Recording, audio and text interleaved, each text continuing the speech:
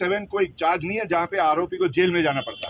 अगर सेक्शन 27 का charge deputy legal adviser ने सैंक्शन किया था आर्यन के लिए, तो यानी कुछ ना कुछ मटेरियल होगा जिसकी बुनियाद के ऊपर उन्होंने सेक्शन 27 का केस सजेस्ट किया था। अगर उन्होंने 27 का केस ड्रॉप करना था तो ड्यू प्रोसेस ऑफ लॉ करना था, उसको आरोपी बताकर कोर्ट के अंदर इम्यूनिटी की एप्लीकेशन करनी थी 62A के अंदर, जिसमें आर्यन को 62A के अंदर इम्यूनिटी मिल जाती। और जिस तरह आज वो आराम से घूम रहा है बच्चा, तब भी घूम सकता था। हमें आर्यन के खिलाफ कुछ नहीं है, समीर आर्यन के खिलाफ कुछ नहीं है, ना मुझे ना किसी को है। ड्यू प्रोसेस ऑफ लॉ को तोड़ा गया, मोड़ा गया एनसीबी के ऑफिसर्स के हाथों, और ये नहीं होना चाहिए। अगर आज हुआ है, कल दोबारा होगा, फिर होगा, फिर होगा।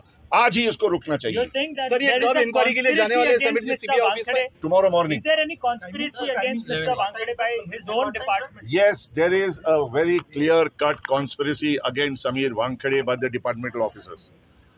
If they come for the purpose of search, they stay in the house for 14.5 hours and they pick up his slippers, they pick up his shoes, they pick up his undergarments, they pick up his pants just to find out the valuation of them.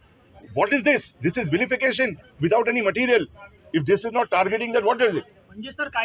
Everything started, 1 minute, everything started with Nawab Malik making the false allegations of 25 crores. That allegation was made by Nawab only because his son-in-law went to jail at the hands of Samir Wankhede.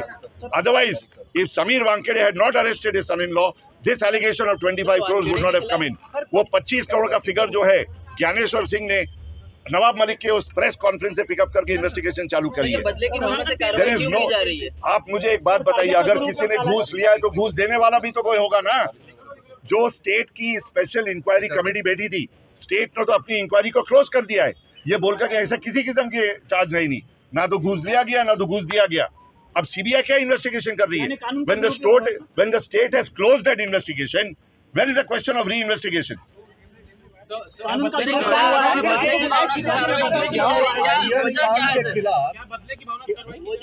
क्या Aryan Khan why are they? क्या कहोगे आप आर्यन खान के खिलाफ? देखिए सुनिए, अरे मेरे भाई, आप जो सवाल उठाते हो ना, जो मैंने डिस्क्लोजर किया उससे सवाल उठाओ। Make some pointed good question. I said the complaint was destroyed, the noting was destroyed. Does it fit into your mind? It is destruction of records. It is destruction of records of a government department. Is it not required to of a government department? Is it not required to be investigated by CBI? कानून का दुरुपयोग हो रहा है। It has to be investigated. जो complaint की draft थी वो डिस्ट्रॉय हुई, डिपार्टमेंट के बाहर जाके बन के आती है ड्राफ्ट। किसने जाके डिपार्टमेंट के बाहर ड्राफ्ट बनाया? डेप्यूटी लीगल एडवाइजर को क्यों नहीं आप ट्रस्ट करते हो? उसको क्यों ड्राफ्ट बनाने नहीं दिए? जब उसने तुम्हारे को चार्जेस भी बताए तो तुमने उसकी नोटिंग डिस्ट्रॉय क्यों की? डीडीजी संजय सिंह ने किया था इन्वेस्टिगेशन, उनके ऊपर आरोप है। मिस्टर संजय सिंह हो, मिस्टर ज्ञानेश्वर सिंह हो या जो भी सिंह हो, उनको अब इस इन्वेस्टिगेशन में पार्टिसिपेट करना होगा। ये तो अभी बहुत सारे थोड़े सवाल हैं, अब और सवाल पैदा हो गए। क्या कानून का दुरुपयोग कर रही सीबीआई? मुझे सीबीआई से कोई मुझे सीबीआई से कोई शिकायत नहीं है। सीबीआई इन्वेस्टिगेशन कर रही है, इन्वेस्टिगेशन करनी चाहिए। मुझे कंप्लेंट है एनसीबी से, एनसीबी के सीनियर ऑफिसर से, वो समीर को टारगेट कर रहे हैं। सीबीआई से मुझे शिकायत नहीं है, मुझे ग्रीवेंस है। और मेरी ग्रीवेंस ये है कि तुम्हारे को 4 महीने की मोहलत थी, वो 4 महीने की मोहलत के बाहर जाकर 2 साल के अंदर आप 11 मई को 2023 को अप्रूवल लेकर आते हो यूनियन ऑफ इंडिया से, और उस अप्रूवल की बुनियाद पे एफआईआर रजिस्टर करके इस आदमी को टारगेट करना चाहते हो। मेरी आप लोगों से ये ग्रीवेंस है, आप लोगों को 17A को फॉलो करना चाहिए था, बोल देना चाहिए था कि भाई तुम लोग 4 महीने के बीच में दौरान में नहीं आए, अब ये 2 साल हो गए, अब हम एफआईआर रजिस्टर नहीं कर सकते। शिकायत है सीबीआई से, दलीलें कोर्ट के सामने रखी गई है। प्राइमा फेसी रिकॉर्ड हमारा सबमिशन किया गया है, लेकिन सरकार को यानी कि एनसीबी को और सीबीआई को रिप्लाई फाइल करने के लिए टाइम चाहता था, वो टाइम दिया गया है। एनसीबी ने टाइम मांगी मंडे तक के, सीबीआई मांग रही थी 1 हफ्ते भर का टाइम, लेकिन कोर्ट ने कन्वीनियंस के तौर के ऊपर मैटर को अब रखा है 22 तारीख तक। लेकिन हमारी दलील के हिसाब से हमने कोर्ट को रिक्वेस्ट की कि जब तक ये मैटर सुनाई नहीं जाता है वानखेड़े जो है वो सीबीआई की ऑफिस रेगुलरली अटेंड करेंगे इन्वेस्टिगेशन के लिए। 41A की नोटिस जब इन्होंने इनको इश्यू की थी, तो 41A की नोटिस के तहत आदमी अगर अटेंड करता है तो उसको तुम अरेस्ट नहीं कर सकते। लेकिन सीबीआई की दलीलों से हमें शक था कि अटेंड करने के बाद में भी हो सकता है किसी न किसी ग्राउंड के ऊपर, क्रिएटेड ग्राउंड के ऊपर इनको अरेस्ट किया जाएगा। इसलिए हमने कोर्ट को रिक्वेस्ट किया है कि सेक्शन 41A3 और 4 को इन्वोक नहीं करना चाहिए, यानी कि इनको अरेस्ट नहीं करना चाहिए। वो ऑर्डर कोर्ट ने ग्रांट किया है कि 22 तारीख तक के इनको अरेस्ट नहीं किया जाएगा, कोई कोर्सिव एक्शन नहीं लिया जाएगा। 22 तारीख को मैटर अभी रखा गया है। एनसीबी 22 तारीख को अपनी एफिडेविट जो है ओपन कोर्ट में फाइल करेगी, हमको कॉपी देगी संडे को। वो एनसीबी की ऑफिस जो एफिडेविट रहेगी उसको स्टडी करके 22 तारीख को आगे जो है वो वेकेशन जज के सामने अब हियरिंग होगी। वानखेड़े के बारे में सवाल है, सीबीआई ऑफिस कब जाना है? सीबीआई ऑफिस से कब जाने वाले इन्वेस्टिगेशन के लिए? पिटीशन के अंदर समीर वानखेड़े का चैट मिस्टर ज्ञानेश्वर सिंह के साथ में है और समीर वानखेड़े का चैट मिस्टर शाहरुख खान के साथ में है। आपका सवाल कि शाहरुख खान का चैट रेलेवेंट क्यों है, क्योंकि आर्यन ने बेल के टाइम पर हाई कोर्ट के अंदर रिटन सबमिशंस एफर्मेशन के ऊपर फाइल किया सौगंधनामे पे कि किसी भी डिपार्टमेंटल ऑफिसर के खिलाफ किसी किस्म की शिकायत नहीं है। और यहाँ तक क्या गया है कि जो सोशल मीडिया पे पॉलिटिकल जो विलिफिकेशन चल रहा है समीर वानखेड़े का, उसके ऊपर जो झूठे इल्जाम लगाए जा रहे हैं पॉलिटिकल सर्कल्स में, उन एलिगेशन को वो सपोर्ट नहीं करता। शाहरुख खान का जो चैट मेल है अगर आप देखोगे तो एक फादर अपने बेटे के लिए जो गिड़गिड़ा के जो रिक्वेस्ट करता है वो रिक्वेस्ट उसने की है। अगर पैसे के कोई डिमांड के बारे में बात होती तो उस चैट मेल के अंदर उसका जिक्र होता कि हमने इतने पैसे दिए, इतने में डिमांड हुई थी, इतने में सेटल हुआ। ऐसी कोई चैट कॉन्वर्जेशन नहीं है। On the contrary, Shahrukh Khan Sameer Wankhede को एक ऑनेस्ट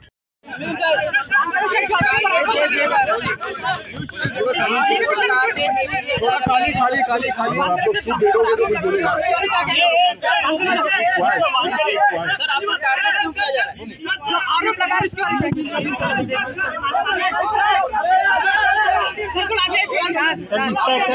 सर आ गया 2 पॉइंट पुढे सगळं हे शांत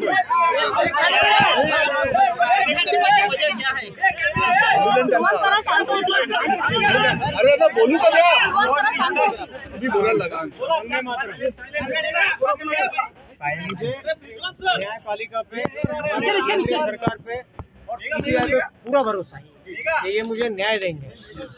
और बाकी के कुछ व्यक्तियों के वजह से एक वेंडेटा जो निकाला गया है, मुझे हमारे पूरा भरोसा है केंद्रीय सरकार पे और जुडिशरी पे कि मुझे न्याय जरूर मिलेगा। एक बात समझ में नहीं आई।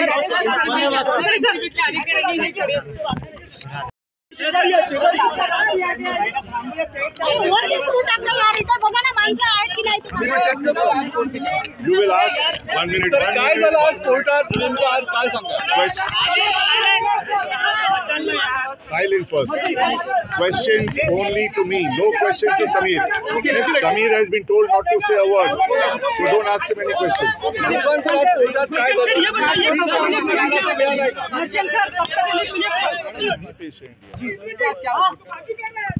दिलासा मिळाला आहे का? बॉम्बे हाईकोर्ट के अंदर जो हमने कॉशिंग की पिटीशन डाली थी, हमने सुबह को 10 बजे मेंशन करी और बताया कि ये एक अर्जेंट मैटर है। 2:30 बजे कोर्ट ने उसको रखा, सर्विस करने को कहा था। सीबीआई को सर्विस हो गई, एनसीबी को सर्विस हो गई। दोनों डिपार्टमेंट की तरफ से उनके वकील और ऑफिसर्स कोर्ट में मौजूद थे। आर्गुमेंट्स के दौरान हमने कोर्ट को ये बताया कि ये पूरा का पूरा केस जो है FIR 11/5/2023 के तहत में प्रिवेंशन ऑफ करप्शन एक्ट और 388 के तहत जो रजिस्ट्रेशन किया गया है वो बिल्कुल बेबुनियाद और इल्लीगल है, क्योंकि section 17A prevention of corruption act के तहत जो भी इंक्वायरी और इन्वेस्टिगेशन जो करनी है उस तारीख से करनी है 4 महीने के अंदर। जिस तारीख को पब्लिक सर्वेंट ने एक पर्टिकुलर केस के अंदर गलत डिसीजन लिया था, जिस गलत डिसीजन की बुनियाद के ऊपर डिपार्टमेंट को यूँ लगता है कि भाई प्रिवेंशन ऑफ करप्शन एक्ट के चार्जेस लग सकते हैं, केस जो है कॉर्डिलिया का वो अक्टूबर 2021 का है। तो वैसे अगर तुम देखा जाए एफआईआर के अंदर मिस्टर कपिल जो कि एनसीबी के ऑफिसर है, जो कि कंप्लेनेंट है, उन्होंने ये कहा है कि 94/21 केस नंबर 94/21 जो कि 2/10/2021 को रजिस्टर हुआ था, उसी केस के सिलसिले में समीर वानखेड़े ने कुछ गलत डिसीजंस लिए। वो डिसीजंस इनके हिसाब से प्रिवेंशन ऑफ करप्शन एक्ट के तहत केस बनता है। 17A के तहत वो डिसीजन अगर अक्टूबर 21 में लिया गया तो सेकेंड प्रोवाइजो के हिसाब से उनको 4 महीने के अंदर इस इंक्वायरी को खत्म करके एफआईआर रजिस्टर करना था, जो कि इन लोगों ने नहीं किए। स्पेशल इंक्वायरी टीम जो बनी थी एनसीबी के अंदर, वो बनी थी 25/10/2021 को। अगर आप 25/10/2021 की भी डेट लोगे तो 4 महीने से बाहर जाता है और इसलिए वो इलीगल एफआईआर करार दिया जा सकता है।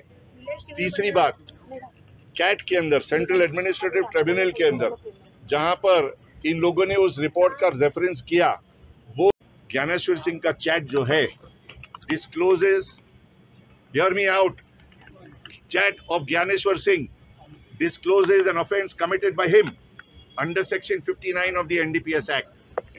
And we have mentioned in this particular petition that the CBI, which has said that the complaint is registered against unknown persons, should be widened.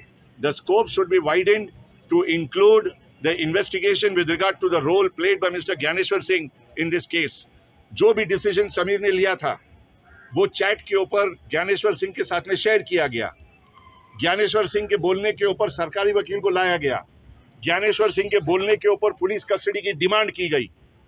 Jail custody जाने के बाद में पुलिस कस्टडी की डिमांड क्यों नहीं हुई, उसके सवाल ज्ञानेश्वर सिंह ने रेज किए हैं। और आज ये बताया जाता है कि आर्यन खान को उस केस से ड्रॉप किया गया। वो ड्रॉप क्यों किया गया, वो पिटीशन के अंदर हमने रेज की है।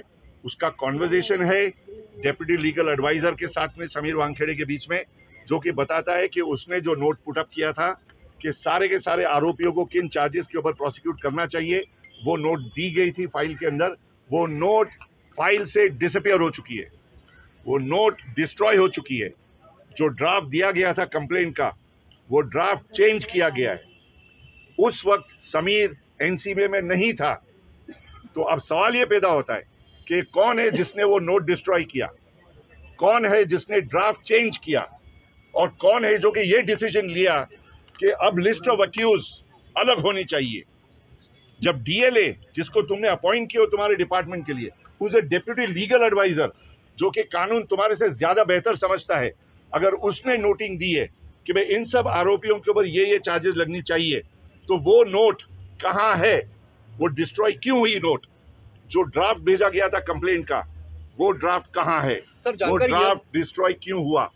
ये सब चीजें जो है ये इन्वेस्टिगेशन के दायरे में सीबीआई को लाना पड़ेगा, बिकॉज ये हमारे पिटीशन का एक पर्टिकुलर प्रेयर है। समीर तो कोऑपरेट करेगा ही, लेकिन सीबीआई को भी अब इस इन्वेस्टिगेशन के अंदर अपने इन्वेस्टिगेशन का स्कोप वाइडन करना पड़ेगा। सर, जानकारी यह भी मिल रही है कि सेक्शन 27 के तहत आर्यन खान के ऊपर एलिगेशन था। देखिए, मैं आपको एक बात बताऊं, सेक्शन 27 कोई इतना सीरियस ऑफेंस नहीं है। अगर आप लोगों को याद होगा, रेप पार्टी के अंदर जो जू के अंदर विश्वास नांगरे पाटिल साहब ने बस्ट की थी, वहां से छोटे छोटे बच्चे जो थे वो सेक्शन 27 के अंदर सब चार्ज किए गए थे। उन सबको 62A के अंदर इम्यूनिटी दी गई और आज वो अपनी अपनी जिंदगी आराम से बसर कर रहे हैं। सेक्शन 27 कोई चार्ज नहीं